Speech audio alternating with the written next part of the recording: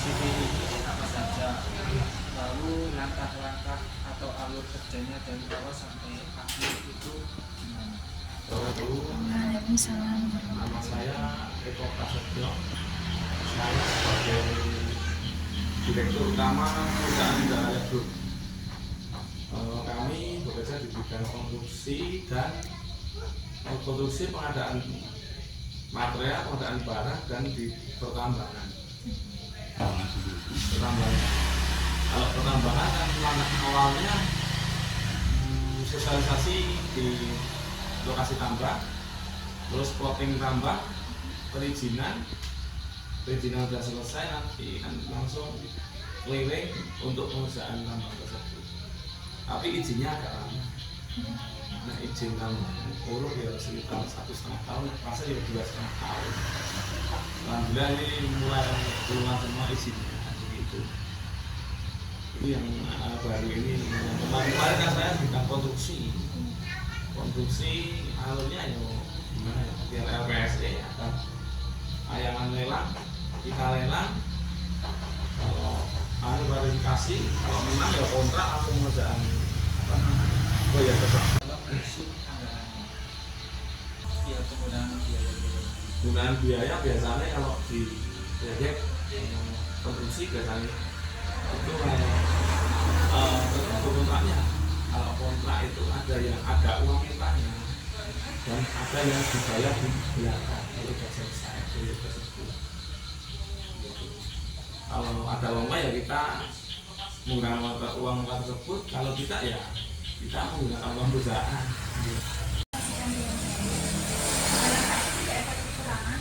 Sisa anggaran.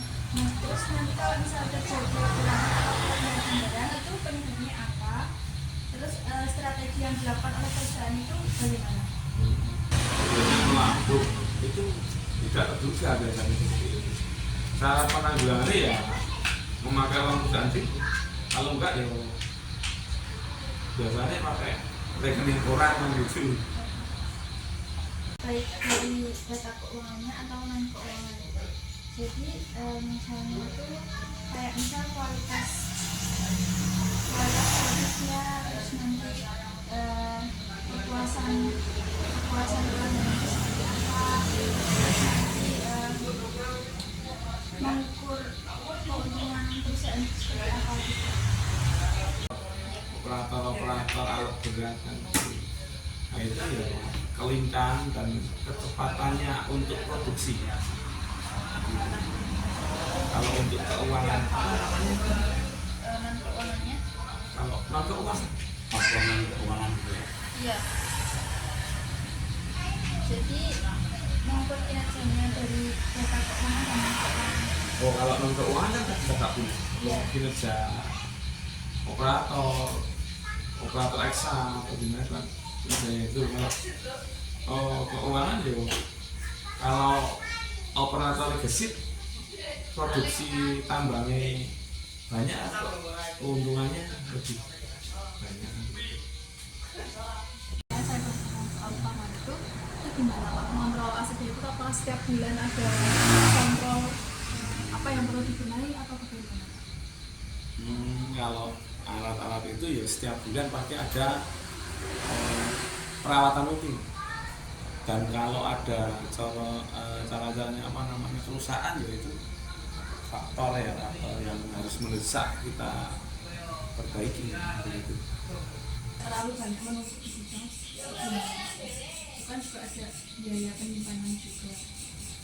Nah, saya saat ini saya nggak menyimpan apa-apa ya. Langsung Nek saya kan langsung jual, langsung saya nambang tak jual ke PT. Tapi saya nggak numpuk, ya. Saya nggak numpuk. Hasil produksi juga saya kan Produksi order, tapi yang sekarang ordernya maaf untuk tol kan banyak banget untuk uruk. Dan pasir sekarang nggak ada tambang pasir yang legal, semua yang ilegal ditutup. Ikan, semua mendekat ke yang legal. tapi tidak ada biaya penyimpanan. Nggak ada. Langsung di mana perusahaan berkolaborasi dengan departemen lain seperti pengadaan logistik untuk memastikan pengelolaan inventaris yang baik. Nah, saya selama ini Karena di konstruksi ya, saya itu kerja saya paling cuma sama toko-toko material. Toko material itu toko besi gitu. Jadinya ya utang atau cash. Nek di pertambangan kita jualnya langsung ke PT. Langsung ke PT yang saya BUMN itu. Ya, apa Adikarya atau apa gitu. Nah, untuk yang tambang pasir itu kan banyak diambil ribu pasir gitu. Kalau batu-batunya dibuang ke PT juga. Sedang mengerjakan beberapa proyek sekaligus. Nah, bagaimana cara perusahaan mengawasi dan memastikan setiap proyek tersebut berjalan sesuai rencana? Untuk strategi saya untuk mengawasi proyek tersebut karena di setiap proyek apabila saya banyak proyek ya, saya itu ada orang-orang satu proyek ada satu proyek ada, dan saya sendiri setiap hari saya keliling di proyek tersebut ada 5 ya, saya keliling 5 tempat saya sendiri, dan orang-orang tersebut yang saya tahu di proyek harus sudah saya briefing bagaimana caranya kita bisa dapat yang maksimal. Kalau itu Pak, bicara soal rencana jangka panjang, apa strategi perusahaan ke depan untuk terus berkembang? Misalnya apa, ada rencana target dibuka ke faktor proyek atau masuk ke jenis usaha lain?